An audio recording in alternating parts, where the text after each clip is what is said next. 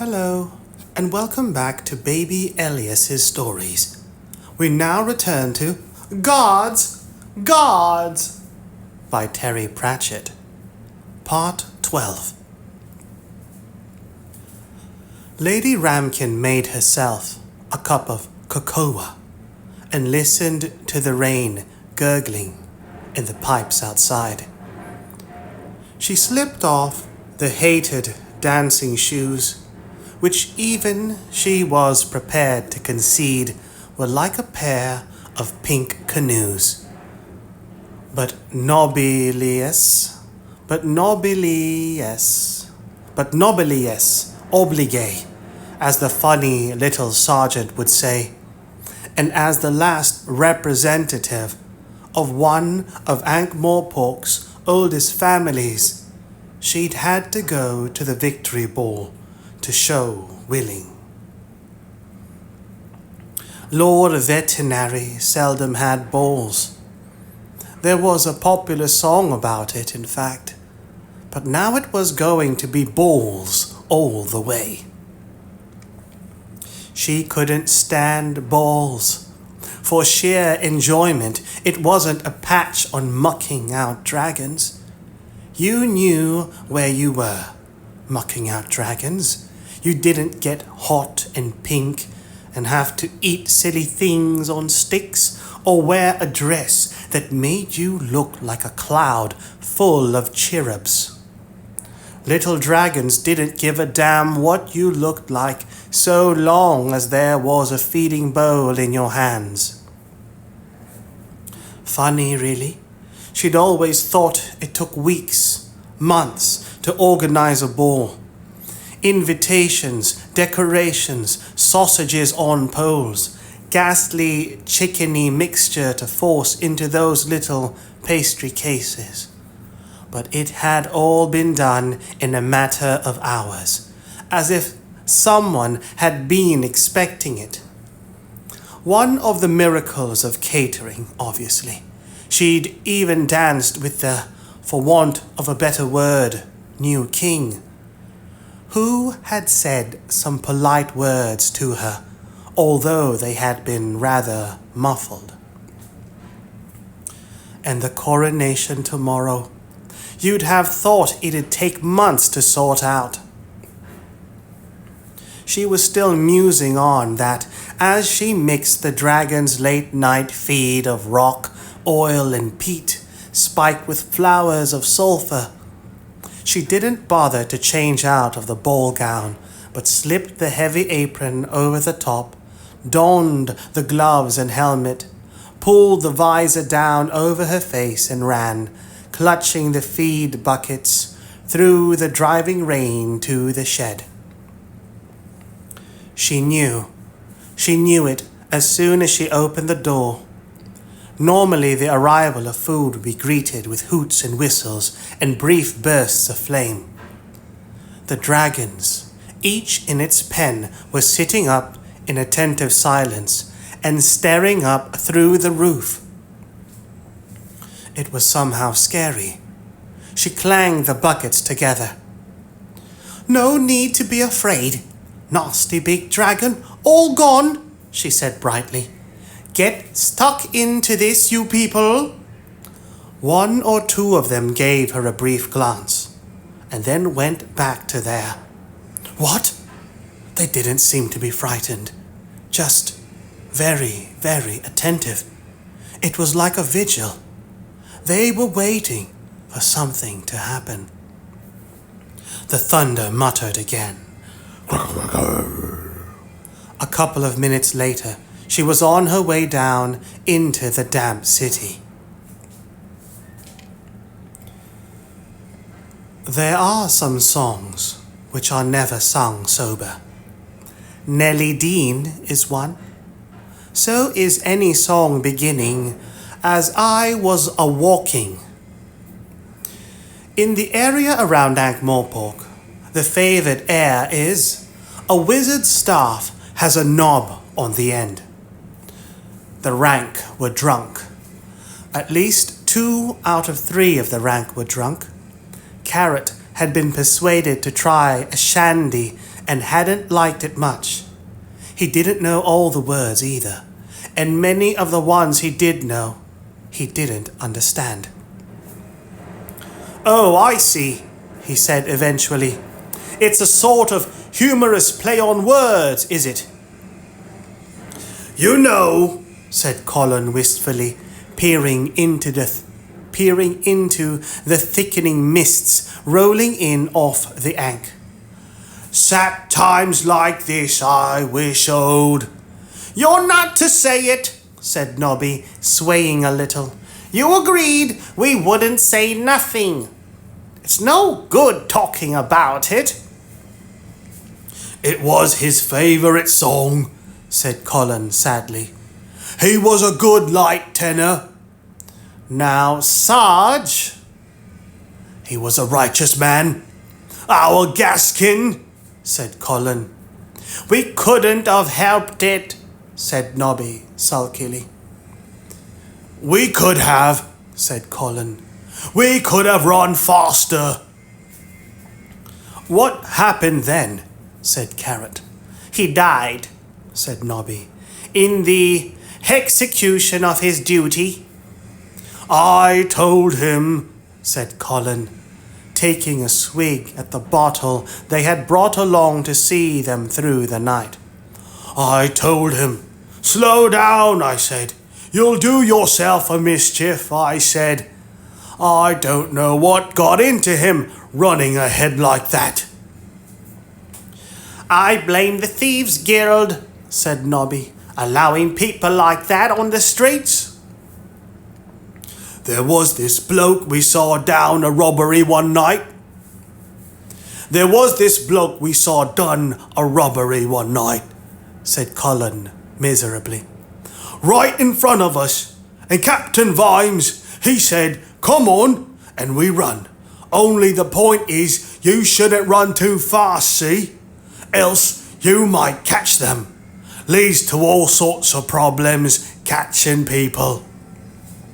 "They don't like it," said Nobby. There was a mutter of thunder and a flurry of rain. "They don't like it," agreed Colin. "But Gaskin went and forgot. He ran on, went around the corner and... well, this bloke had a couple of mates waiting." "It was his heart, really?" said Nobby. "Well, anyway, and there he was," said Colin. "Captain Vimes was very upset about it. 'You shouldn't run fast in the watch, lad,' he said solemnly. 'You can't be a fast guard, or you can be an old guard, but you can't be a fast old guard. Poor old Gaskin.'" "It didn't ought to be like that," said Carrot. Colin took a pull at the bottle. "Well, it is," he said. Rain bounced on his helmet and trickled down his face. "But it didn't ought to be," said Carrot flatly. "But it is," said Colin. Someone else in the city was also ill at ease. He was the librarian. Sergeant Colin had given him a badge. The librarian turned it round and round in his big, gentle hands, nibbling at it. It wasn't that the city suddenly had a king. Orangs are traditionalists, and you couldn't get more traditional than a king. But they also liked things neat, and things weren't neat. Or rather, they were too neat. Truth and reality were never as neat as this. Sudden heirs to ancient thrones didn't grow on trees, and he should know. Besides, no one was looking for his book. That was human priorities for you. The book was the key to it. He was sure of that. Well, there was one way to find out what was in the book. It was a perilous way, but the librarian ambled along perilous ways all day. In the silence of the sleeping library, he opened his desk and removed from its deepest recesses a small lantern carefully built to prevent any naked flame being exposed. You couldn't be too careful with all this paper around. He also took a bag of peanuts, and after some thought, a large ball of string. He bit off a short length of the string and used it to tie the badge around his neck, like a talisman. Then he tied one end of the ball to the desk, and, after a moment's contemplation, knuckled off between the bookshelves, paying out the string behind him. Knowledge equals power. The string was important. After a while, the librarian stopped. He concentrated all his powers of librarianship. Power equals energy. People were stupid sometimes. They thought the library was a dangerous place because of all the magical books, which was true enough. But what made it really one of the most dangerous places there could ever be was the simple fact that it was a library. Energy equals matter. He swung into an avenue of shelving that was apparently a few feet long and walked along it briskly for half an hour. Matter equals mass. And mass distorts space. It distorts it into polyfractal L space. So, while the Dewey system has its fine points, when you're setting out to look something up in the multi-dimensional folds of L space, what you really need is a ball of string. Now the rain was trying hard. It glistened off the flagstones in the Plaza of Broken Moons, littered here and there with torn buntings, flags, broken bottles, and the occasional regurgitated supper. There was still plenty of thunder about, and a green, fresh smell in the air. A few shreds of mist from the Ankh hovered over the stones. It would be dawn soon. Vimes's footsteps echoed wetly from the surrounding buildings as he picked his way across the plaza. The boy had stood here. He peered through the mist shreds at the surrounding buildings, getting his bearings. So the dragon had been hovering. He paced forward here.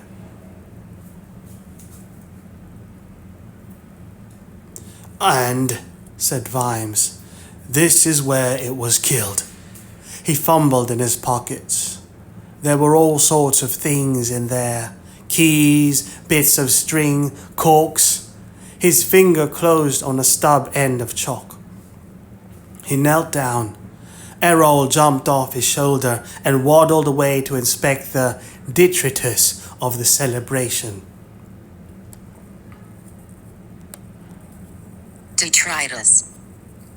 Detritus, waste or debris of any kind.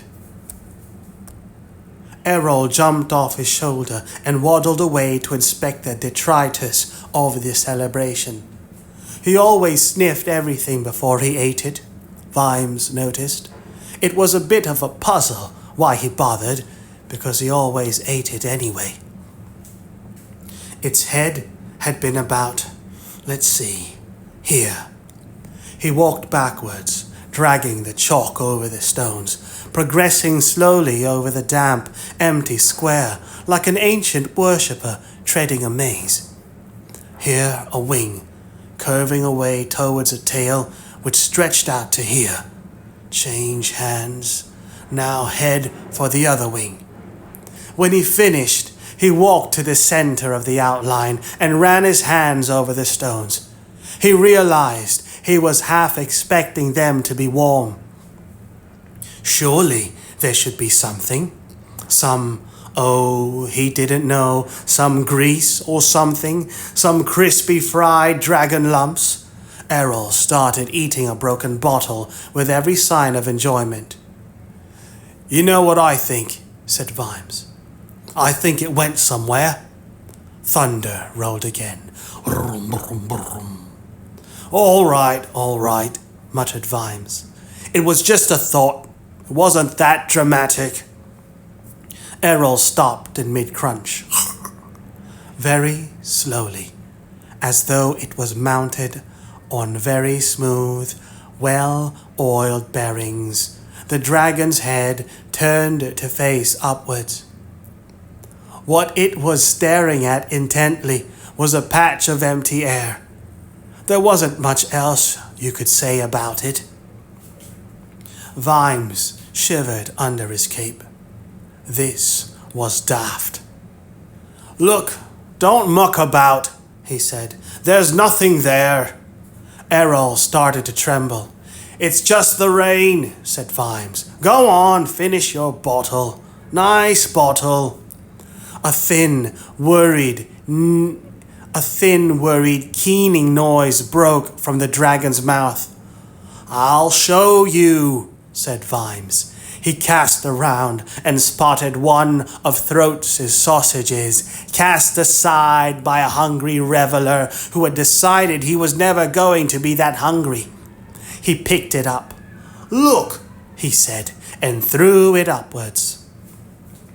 He felt sure, watching its trajectory, that it ought to have fallen back to the ground. It shouldn't have fallen away as if he dropped it neatly into a tunnel in the sky. And the tunnel shouldn't have been looking back at him. Vivid purple lightning lashed from the empty air and struck the houses on the near side of the plaza, skittering across the walls for several yards before sinking out with a suddenness that almost denied that it had ever happened at all. Then it erupted again, this time hitting the rimward wall. The light broke where it hit into a network of searching tendrils spreading across the stones. The third attempt went upwards, forming an actinic column that eventually rose 50 or 60 feet in the air, appeared to stabilize, and started to spin slowly. Actinic.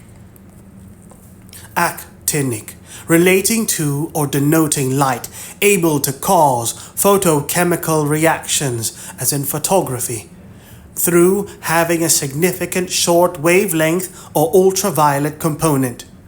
Actinic. The third attempt went upwards, forming an actinic column that eventually rose 50 or 60 feet in the air, appeared to stabilize, and started to spin slowly. Vimes felt that a comment was called for. He said, "Arg." As the light revolved, it sent out thin zigzag streamers that jittered away across the rooftops, sometimes dipping, sometimes doubling back, searching.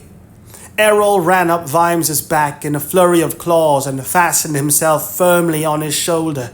The excruciating agony recalled to Vimes that there was something he should be doing. What? Was it time to scream again? He tried another. Arg! No, probably not. The air started to smell like burning tin. Lady Ramkin's coach rattled into the plaza, making a noise like a roulette wheel, and pounded straight for Vimes, stopping in a skid that sent it juddering around in a semicircle and forced the horses either to face the other way or plant their legs.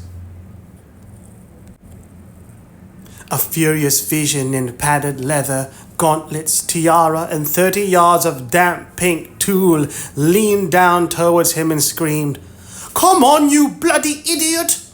One glove caught him under his unresisting shoulder and hauled him bodily onto the box. "And stop screaming!" the phantom ordered, focusing generations of natural authority into 4 syllables. Another shout spurred the horses from a bewildered standing start to a full gallop. The coach bounced away over the flagstones.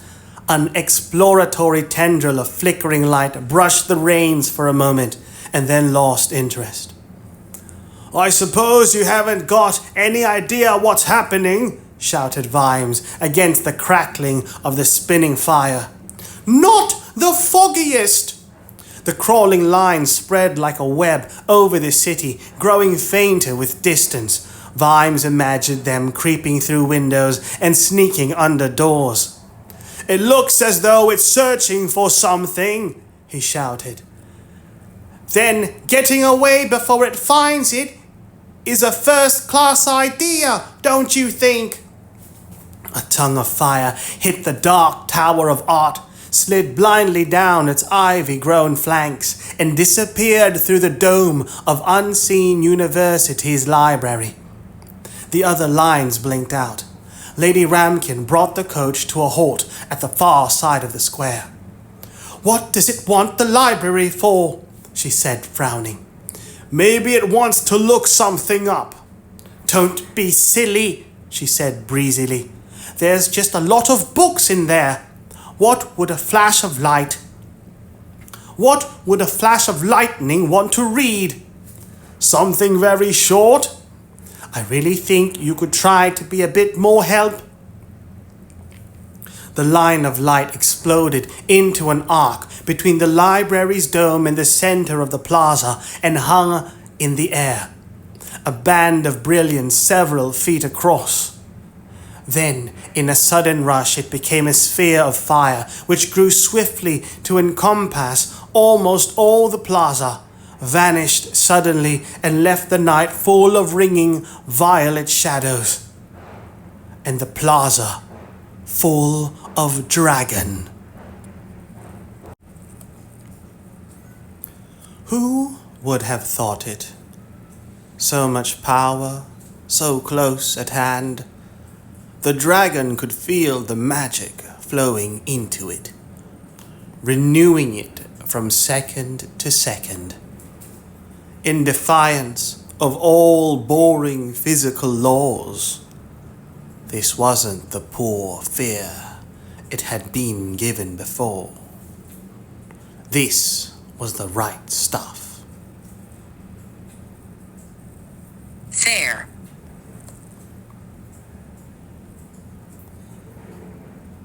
This wasn't the poor fare it had been given before. This was the right stuff. There was no end to what it could do with power like this. But first it had to pay its respects to certain people. It sniffed the dawn air. It was searching for the stink of minds. Noble dragons don't have friends.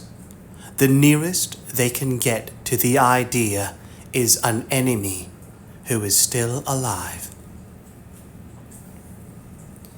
The air became very still.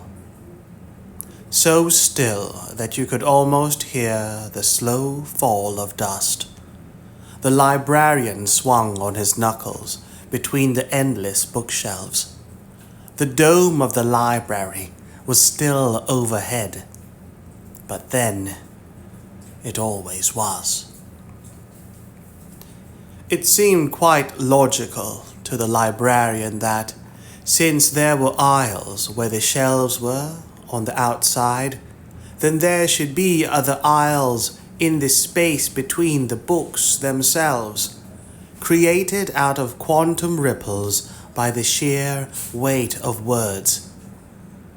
There were certainly some odd sounds coming from the other side of some shelving, and the librarian knew that if he gently pulled out a book or two, he would be peeking into different libraries under different skies. Books bend space and time.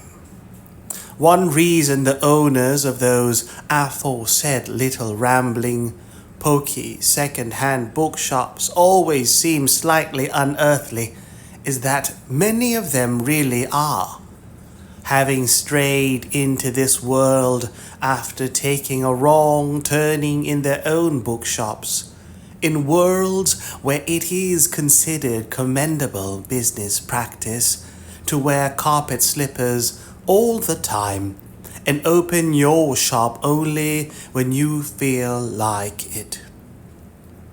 You stray into L space at your peril.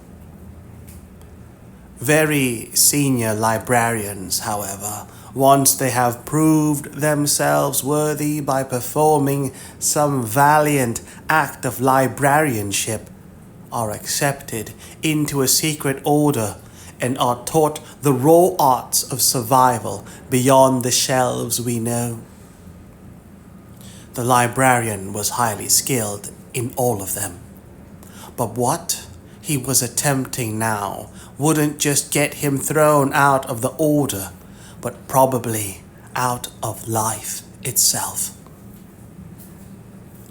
All libraries everywhere are connected in L space. All libraries everywhere.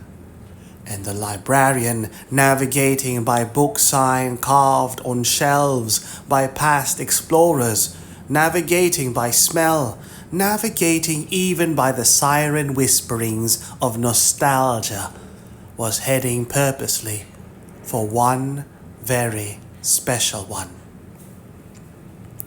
There was one consolation. If he got it wrong, he'd never know it.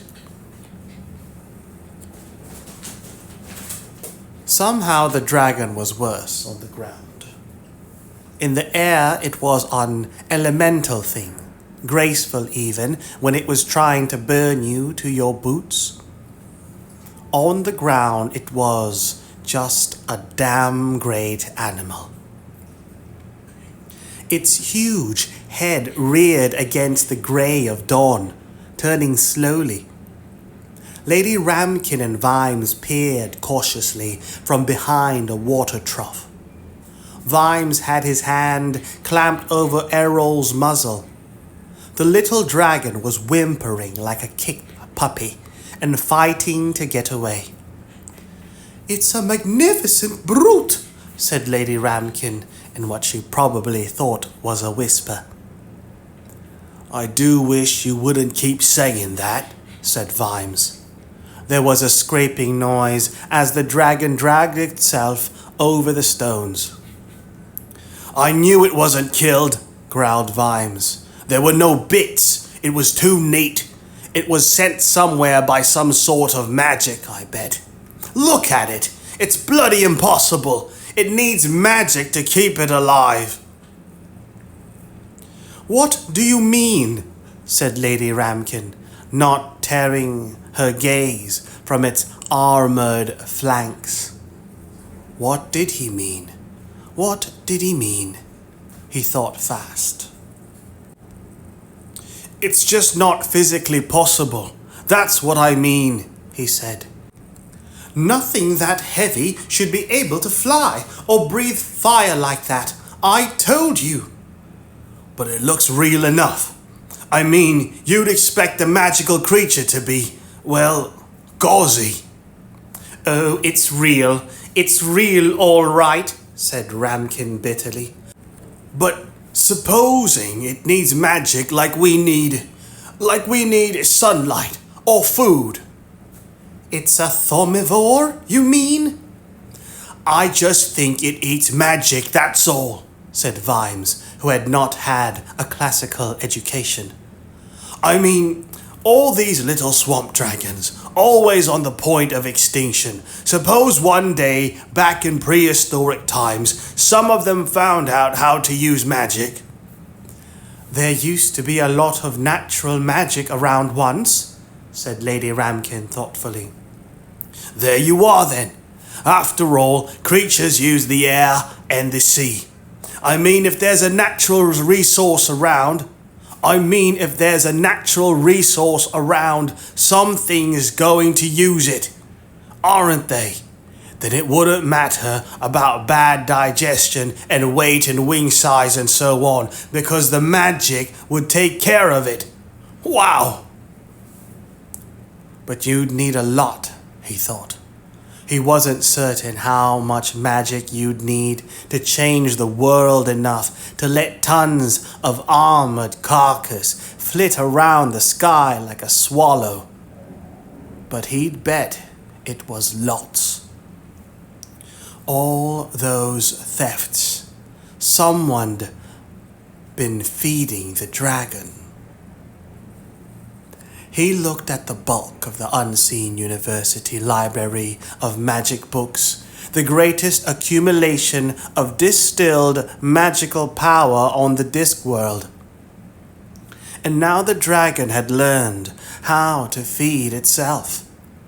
It became terribly aware that Lady Ramkin had moved, and saw to his horror that she was striding towards the dragon, chin stuck out like an anvil. What the hell are you doing? He whispered loudly. If it's descended from the swamp dragons, then I can probably control it, she called back. You have to look them in the eye and use a no-nonsense tone of voice. They can't resist a stern human voice. They don't have the willpower, you know. They're just big softies. To his shame, Vimes realized that his legs were going to have nothing to do with any mad dash to drag her back. His pride didn't like that, but his body pointed out that it wasn't his pride that stood a very reasonable chance of being thinly laminated to the nearest building. Through ears burning with embarrassment, he heard her say, "Bad boy!" The echoes of that stern injunction rang out across the plaza. Oh gods, he thought, is that how you train a dragon? Point them at the melted patch on the floor and threaten to rub their nose in it. He risked a peep over the horse trough. The dragon's head was swinging around slowly, like a crane jib. It had some difficulty focusing on her. Right below it, Vimes could see the great red eyes narrow as the creature tried to squint down the length of its own nose. It looked puzzled. He wasn't surprised. "Sit!" bellowed Lady Ramkin in a tone so undisobeyable that even Vimes felt his legs involuntarily sag. "Good boy! I think I may have a lump of coke somewhere." She patted her pockets. Eye contact. That was the important thing. She really, Vimes thought, shouldn't have looked down even for a moment. The dragon raised one talon in a leisurely fashion and pinned her to the ground.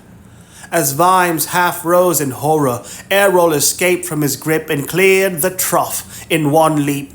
He bounced across the plaza in a series of wing-whirring arcs.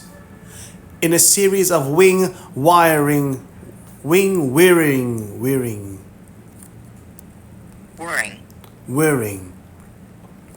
He bounced across the plaza in a series of wing-whirring arcs, mouth gaping, emitting wheezing burps, trying to flame.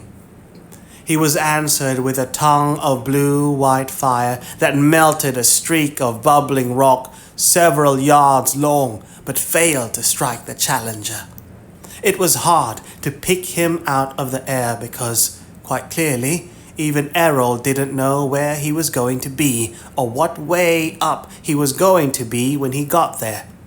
His only hope at this point lay in movement, and he vaulted and spun between the increasingly furious bursts of fire like a scared but determined random particle. The great dragon reared up with the sound of a dozen anchor chains being thrown into a corner and tried to bat the tormentor out of the air. Vimes's legs gave in at that point and decided that they might allow themselves to be heroic legs for a while. He scurried across the intervening space, sword at the ready for what good it might do, grabbed Lady Ramkin by an arm and a handful of bedraggled ball gown. Grabbed Lady Ramkin by an arm and a handful of bedraggled ball gown and swung her onto his shoulder. He got several yards before the essential bad judgment of this move dawned on him. He went, ugh. His vertebrae and knees were trying to fuse into one lump. Purple spots flashed on and off in front of his eyes. On top of it all, something unfamiliar but apparently made of whalebone was poking sharply into the back of his neck. He managed a few more steps by sheer momentum, knowing that when he stopped, he was going to be utterly crushed. The Ramkins hadn't bred for beauty. They'd bred for healthy solidity and big bones, and they'd got very good at it over the centuries. A gout of livid dragon fire crackled into the flagstones a few feet away. Afterwards, he wondered if he'd only imagined leaping several inches into the air and covering the rest of the distance to the horse trough at a respectable run. Perhaps in extremis, everyone learned the kind of instant movement that was second nature to Nobby. Anyway, the horse trough was behind him, and Lady Ramkin was in his arms, or at least was pinning his arms to the ground. Horse trough. He managed to free them and tried to massage a bit of life back. What did you do next? She didn't seem to be injured. He recalled something about loosening a person's clothing, but in Lady Ramkin's case, that might be dangerous without special tools. She solved the immediate problem by grabbing the edge of the trough and hauling herself upright. "Right," she said. "It's the slipper for you." Her eyes focused on Vimes for the first time. "What the hell's going on?" she began again, and then caught the scene over his shoulder. "Oh, sod," she said. "Pardon my Clatchian." Errol was running out of energy. The stubby wings were indeed incapable of real flight, and he was remaining airborne solely by flapping madly, like a chicken. The great talons swished through the air. One of them caught one of the plaza's fountains and demolished it. The next one swatted Errol neatly. He shot over Vimes's head in a straight, rising line, hitting a roof behind him and slid down it. "You've got to catch him!" shouted Lady. "Vimes! You must! It's vital!"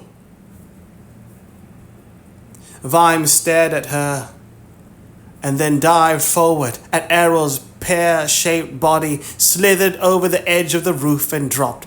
He was surprisingly heavy. "Thank goodness," said Lady Ramkin, struggling to her feet. "They explode so easily, you know. It could have been very dangerous." They remembered the other dragon. It wasn't the exploding sort. It was the killing people kind. They turned slowly. The creature loomed over them, sniffed, and then, as if they were of no importance at all, turned away. It sprang ponderously into the air and, with one slow flap of its wings, began to scull leisurely away down the plaza and up and into the mists that were rolling over the city. Vimes was currently more concerned with the smaller dragon in his hands. Its stomach was rumbling alarmingly. He wished he'd paid more attention to the book on dragons. Was a stomach noise like this a sign they were about to explode, or was the point you had to watch out for the point when the rumbling stopped? "We've got to follow it," said Lady Ramkin. "What happened to the carriage?" Vimes waved a hand vaguely in the direction that, as far as he could tell, the horses had taken in their panic. Enroll sneezed a cloud of warm gas that smelled worse than something walled up in a cellar, pawed the air weakly, licked Vimes's face with a tongue like a hot cheese grater, struggled out of his arms, and trotted away. "Where's he off to?" boomed Lady Ramkin, emerging from the mists, dragging the horses behind her. They didn't want to come. Their hooves were scraping up sparks, but they were fighting a losing battle. "He's still trying to challenge it," said Vimes. "You'd think he'd given in, wouldn't you?" "They fight like blazes," said Lady Ramkin as he climbed onto the coach. "It's a matter of making your opponent explode, you see." "I thought in nature the defeated animal just rolls on its back in submission and that's the end of it," said Vimes as they clattered after the disappearing swamp dragon. "Wouldn't work with dragons," said Lady Ramkin. "Some daft creature rolls on its back. You disembowel it. That's how they look at it. Almost human, really."